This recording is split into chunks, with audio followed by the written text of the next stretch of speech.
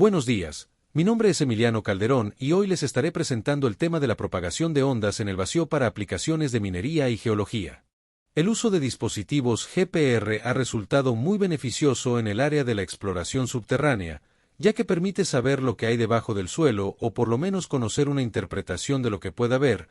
No solo es beneficioso para obtener esta información, sino que también resulta mucho más económico y no daña el medio ambiente sin antes conocer si siquiera hay algo debajo en el caso de la minería. Aquí podemos ver claramente el ejemplo donde uno de estos dispositivos tiene el precio de casi $500,000, mientras que una excavadora convencional cuesta casi $1,500,000 sin impuestos, esto sin contar el gasto de personal autorizado para su uso, gastos de mantenimiento y combustible, solo sin mencionar el daño al medio ambiente. Para entender cómo funciona un radar de penetración terrestre, es necesario comprender los conceptos básicos de la teoría electromagnética. Este dispositivo utiliza ondas electromagnéticas para explorar el subsuelo, basándose en los principios establecidos por las ecuaciones de Maxwell. La primera es la ley de Gauss para campos eléctricos. Esta ley relaciona el flujo del campo eléctrico con la densidad de carga. En el contexto del georradar, explica cómo las ondas interactúan con materiales que tienen diferentes densidades de carga. Por ejemplo, suelos húmedos o con minerales conductivos tienen mayor densidad de carga, lo que afecta la distribución del campo eléctrico y, por tanto, la reflexión de las ondas. Donde el georradar detecta cambios en la permitividad eléctrica de los materiales subterráneos, que se manifiestan como variaciones en la velocidad y dirección de las ondas. La segunda es la ley de Gauss para campos magnéticos. Esta ley establece que no existen monopolos magnéticos, lo que significa que el flujo neto del campo magnético a través de una superficie cerrada siempre es cero. Aunque el campo magnético no genera reflexiones directas en el subsuelo, viaja junto con el campo eléctrico como parte de la onda electromagnética, permitiendo que estas ondas se propaguen de manera transversal a través del suelo. La tercera ley es la ley de Faraday. Esta ley explica cómo un campo magnético variable genera un campo eléctrico. En el georradar, esta ley describe cómo se generan los pulsos electromagnéticos en las antenas. Cuando el campo magnético varía en el tiempo, induce un campo eléctrico que se propaga como una onda electromagnética, la cual luego viaja hacia el subsuelo. La cuarta ley es la ley de Ampere-Maxwell. Esta ley relaciona los campos eléctricos y magnéticos variables en el tiempo. En el contexto del georradar, explica cómo se generan y propagan las ondas electromagnéticas. Un campo eléctrico variable produce un campo magnético y viceversa, permitiendo que las ondas se propaguen a través del subsuelo.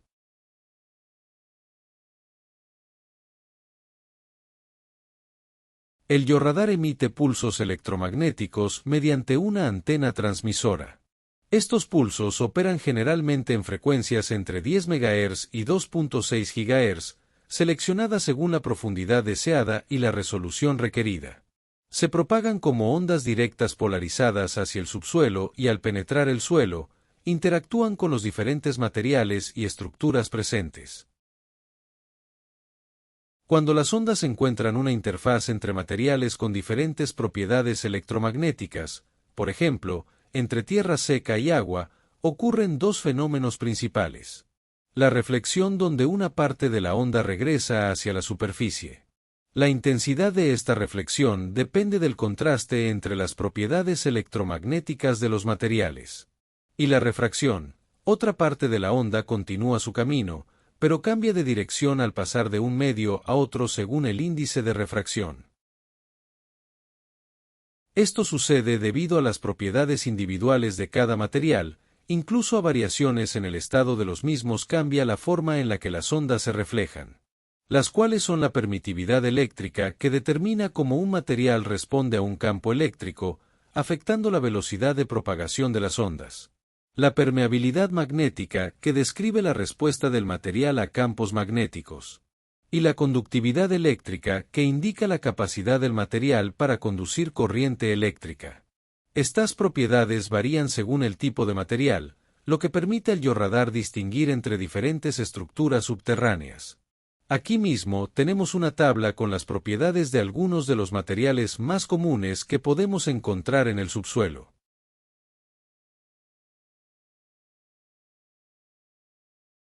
La profundidad de penetración y el coeficiente de atenuación son otras variables muy importantes a tener en cuenta, donde se estima que cuando una onda alcanza la profundidad de penetración de la que es capaz, pierde la mitad de su potencia. Esta profundidad es calculada tanto tomando en cuenta la onda que se radiara hacia el material así como las propiedades de los materiales. Recordemos que nos es imposible manipular las componentes de nuestro material por el que incidirá nuestra onda y las fórmulas que presento como el coeficiente de atenuación determinado por la letra alfa y la profundidad de penetración representada por la letra delta utilizan variables de las componentes de nuestro material. Por lo que la única variable que podemos modificar es la frecuencia angular, la cual recordemos que se calcula mediante la fórmula de 2pi por la frecuencia de nuestra onda. Como podrán ver en la tabla a la derecha donde ya he calculado dichos coeficientes, lo primero que podemos observar es que obtenemos mayor profundidad de penetración en metros a menor frecuencia, esto debido a que con mayor frecuencia la onda comenzará a interactuar más con la superficie del material. Es esta la razón por la que se trabaja con frecuencias dentro del rango de extremadamente bajas. La profundidad de penetración puede calcularse mediante el coeficiente de atenuación y su inverso, que es la profundidad de penetración. Algo que debemos destacar es que la profundidad de penetración no es un límite de mapeo de nuestro georradar. Recordemos que mencioné anteriormente que la profundidad de penetración es el punto donde la onda ha perdido la mitad de su potencia, pero no por eso dejará de avanzar. La profundidad de penetración es una guía de calidad de mapeo y no un límite absoluto de mapeo. Dicho de otra manera, antes de la profundidad de penetración, tenemos señales fuertes y confiables dando datos de mapeo de alta calidad. Mientras que después de la profundidad de penetración la señal aún es detectable, pero con menor amplitud, por lo que su interpretación debe ser más cuidadosa. Lo siguiente que nos interesa conocer es la impedancia en nuestros medios, la cual obtendremos mediante la siguiente ecuación previamente despejada de otra. La impedancia característica de un medio representa la resistencia que ofrece ese medio al paso de una onda. Se define como la relación entre la amplitud del campo eléctrico y la amplitud del campo magnético en una onda que se propaga libremente por el medio. Físicamente, la impedancia determina cuánta energía puede transportar una onda de determinada amplitud. Medios con diferentes impedancias crean discontinuidades que afectan la propagación de las ondas. La impedancia nos ayudará a conocer nuestros coeficientes de reflexión y coeficientes de transmisión. El coeficiente de reflexión cuantifica qué fracción de la onda incidente se refleja cuando encuentra una interfase entre dos medios con impedancias diferentes. Mientras que el coeficiente de transmisión describe qué fracción de la onda incidente se transmite al segundo medio. Otro punto importante a mencionar es el vector de Poynting. El vector de Poynting es una magnitud vectorial que describe el flujo de energía electromagnética por unidad de área y por unidad de tiempo en el espacio. Representa la densidad de flujo de potencia electromagnética, el cual es el producto cruz entre el campo eléctrico y campo magnético. La fórmula puede cambiar en medios materiales donde el campo eléctrico a su vez está siendo multiplicado por la inversa de la permeabilidad magnética. Las ondas electromagnéticas se propagan como ondas transversales, donde los campos eléctricos y magnéticos oscilan perpendiculares entre sí y a la dirección de propagación, formando el vector de Poynting que indica la dirección del flujo de energía electromagnética. Este comportamiento es descrito por las soluciones de la ecuación de onda derivada de las ecuaciones de Maxwell. La polarización describe la orientación del campo eléctrico en la onda electromagnética. El georradar típicamente emite ondas polarizadas linealmente para maximizar la respuesta en interfaces con propiedades contrastantes. Al penetrar en el subsuelo, la polarización puede alterarse dependiendo de las propiedades dieléctricas y conductivas del material, la presencia de materiales anisotrópicos que tienen propiedades diferentes según la dirección, e interfaces inclinadas o rugosas, que pueden generar combinaciones de polarizaciones. El proceso completo de funcionamiento se desarrolla de la siguiente manera. Primero la emisión donde la antena transmisora del georradar genera pulsos electromagnéticos que se propagan hacia el subsuelo. Después sigue la interacción con el subsuelo, donde las ondas viajan a través de los materiales y se reflejan parcialmente en las interfaces donde hay cambios en las propiedades electromagnéticas. Sigue la reflexión y regreso, donde parte de la energía se refleja de vuelta hacia la superficie, conservando información sobre la estructura subterránea. Llegamos a la recepción y análisis, en donde una antena receptora capta las ondas reflejadas. El tiempo que tardan en regresar permite calcular la profundidad de las interfaces, ya que depende de la velocidad de propagación en el medio. Y por último, el procesamiento de datos, donde los ecos recibidos se convierten en datos visuales llamados radiogramas, permitiendo identificar estructuras subterráneas. A continuación dejaré un fragmento de un video del canal Todo Electrónica, donde se nos muestra cómo es que trabaja uno de estos dispositivos. Durante la medición, puedes ver en tiempo real los datos que recoge el georradar, así como sus impulsos. Cuando se llegue al final, se pulsa el botón principal y vas hacia atrás para comenzar de nuevo en paralelo. En la pantalla aparecen dos líneas que representan cada uno de los segmentos que se han analizado con el georradar. Es importante que cada vez que hagas una inspección en paralelo mantengas la misma distancia y velocidad para así poder sacar un gráfico uniforme y real del subsuelo. En el momento en el que se llega al final, el equipo avisa mediante una señal acústica y visual. Gracias a este fragmento de video nos hacemos una idea cada vez más clara de cómo funciona, aunque este modelo de dispositivo que nos presentan ya viene con parámetros previamente normalizados acerca de tipos de suelos, profundidades de mapeo, etc. Es importante conocer el cómo se desarrollan y analizan las ondas recibidas por el dispositivo. De esta manera será más fácil interpretar incongruencias en las mediciones. Para comenzar a desarrollar en conjunto todos los fenómenos anteriormente explicados, necesitamos idealizarlo con el siguiente diagrama. En este diagrama se encuentran dos medios. El primer medio es el aire, donde se ubica nuestra antena, y el segundo es el suelo, del cual consideraremos que ya hemos tomado datos para el estudio en su propagación de onda. Comenzamos analizando el suelo. Para este desarrollo supondremos que es un suelo ideal donde no hay más de una capa de un material constante. Usaremos de ejemplo tierra húmeda. Para predecir la reacción de nuestras ondas en este material, vamos a considerar los aspectos del recuadro verde, datos propios de la tierra húmeda. Con estos datos previamente medidos, podemos calcular la permitividad eléctrica absoluta, así como la permitividad magnética absoluta. Estos son datos que nos es imposible manipular, por lo que en uno de los aspectos más importantes, que es la profundidad de mapeo que tendrá nuestro dispositivo, nos será imposible manipularlo mediante esos valores. El único valor que podemos modificar es la frecuencia de nuestra onda, la cual desarrollamos en la ecuación de la frecuencia angular que se encuentra en el recuadro café.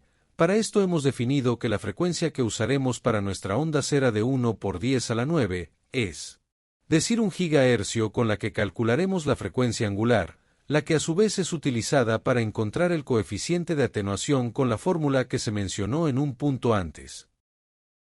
Obteniendo su inversa, conoceremos la profundidad de penetración de nuestra onda y de esta manera, modificando nuestra frecuencia, podremos a su vez modificar la profundidad de mapeo de nuestro radar. Anteriormente se mostró una tabla donde se indica la profundidad de penetración en tierra humedad para diferentes frecuencias.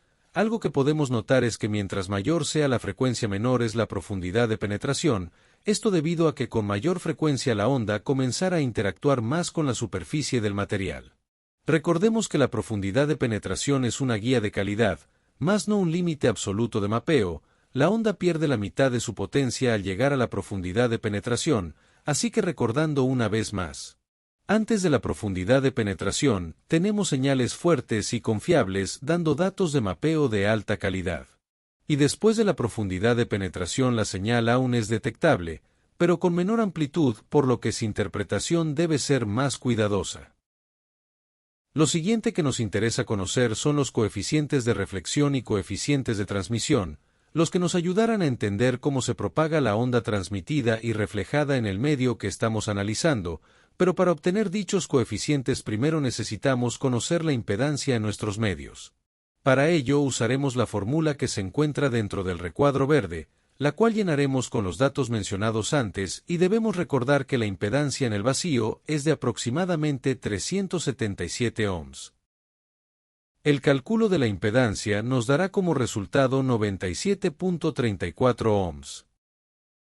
Ahora recordemos que para nuestro problema hemos elegido todas las variables ideales, de tal forma que nuestra onda incide en el material a 0 grados respecto a la normal, lo que significa que al reemplazarlo en el coseno de las fórmulas de nuestros coeficientes de reflexión y coeficientes de transmisión nos dará un 1.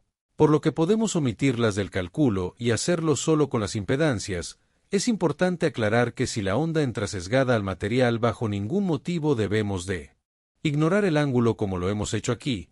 También es importante agregar que para la impedancia en medio he utilizado la impedancia del vacío por ser casi idéntica a la del aire, siendo una diferencia de 0.03%, lo cual no afecta demasiado a nuestros cálculos. Donde al realizar los cálculos obtenemos los siguientes resultados. Para el coeficiente de reflexión obtenemos el valor de menos 589.5 por 10 a la menos 3. Mientras que para nuestro coeficiente de transmisión obtenemos el valor de 410.4 por 10 a la menos 3. Para continuar necesitamos definir nuestra constante de fase representada por la letra beta, la cual es el resultado de la frecuencia angular que calculamos antes sobre la velocidad. El coeficiente de fase representa cuánto cambia la fase de la onda por unidad de distancia recorrida. Recordemos que de un material a otro la frecuencia o amplitud de nuestra onda no cambia, pero sí la velocidad. A continuación mostraré una simulación que lo deja más claro. Mediante esta simulación podemos observar claramente cómo el único factor alterado en el momento en el que la onda incide en el medio es nada más que su velocidad. Ni su frecuencia ni su amplitud se ven alteradas al incidir en el medio. Por lo que para obtener la velocidad y despejar nuestra constante de fase, vamos a dividir la velocidad en el vacío, que para nuestro caso usaremos la de 3 por 10 a la 8, esto dividido por la raíz cuadrada de nuestra permitividad dieléctrica relativa en el material. Al desarrollarlo obtenemos como resultado una velocidad de 77.45 por 10 a la 6 metros sobre segundos, mientras que para nuestra constante de fase beta obtenemos el valor de 81.11 radianes sobre metro. Por último necesitamos darle forma a nuestras ecuaciones de onda y desarrollarlas con los datos que ya hemos calculado. Para este fin te presentaré el cómo se presentan las ecuaciones. Primero tenemos las ondas incidentes, las cuales nuestro dispositivo GPR o radar de penetración terrestre está emitiendo al subsuelo. Después tenemos nuestras ondas reflejadas. Estas son las que se generan cuando nuestra onda incidente choca con la frontera del segundo medio, provocando que se refleje. Y por último tenemos las ondas transmitidas. Estas serán las que en el momento en el que la onda incidente choque con la frontera del medio, seguirán avanzando y tendrán una desviación refractada de ángulo si es que la onda entró sesgada, el cual no es el caso para nosotros donde la onda incide 0 grados a la normal. En este punto he introducido una variable más, la cual se ve representada en todas las ecuaciones de nuestras ondas como el sub-0, llamada amplitud del campo eléctrico, representa la magnitud máxima que alcanza el campo eléctrico durante su oscilación. Es una constante compleja que determina, como ya he mencionado antes, que este problema lo estoy desarrollando con los valores y parámetros más ideales, por lo que para fines prácticos, lo tomaremos como 1. Lo que nos interesa en este punto son las ondas reflejadas, que son las que recibirá y analizará nuestra antena, por lo que al sustituir nuestros valores previamente calculados en estas ecuaciones. Por lo que estas son las ondas que debemos recibir en nuestra antena, lo que significa que cualquier onda que no cumpla con estos parámetros es una variación bajo la capa del suelo a analizar, y de esta manera podremos encontrar y estudiar los materiales, objetos e incluso otras capas de tierra bajo el suelo. En el dispositivo que analiza y comparte el chico del video que presente, su dispositivo ya analiza y mapea datos del subsuelo, contando con un software especializado para el análisis. Así que de todo esto podemos concluir que si bien el software especializado puede resolver de manera más sencilla nuestro problema, aún es muy necesario conocer el cómo se genera este proceso para el análisis de incongruencias en las lecturas de nuestro radar al leer los datos en bruto. Solo me queda agradecer su tiempo y espero que este video haya sido de ayuda para entender más a fondo el cómo funciona un sistema de radar de penetración terrestre.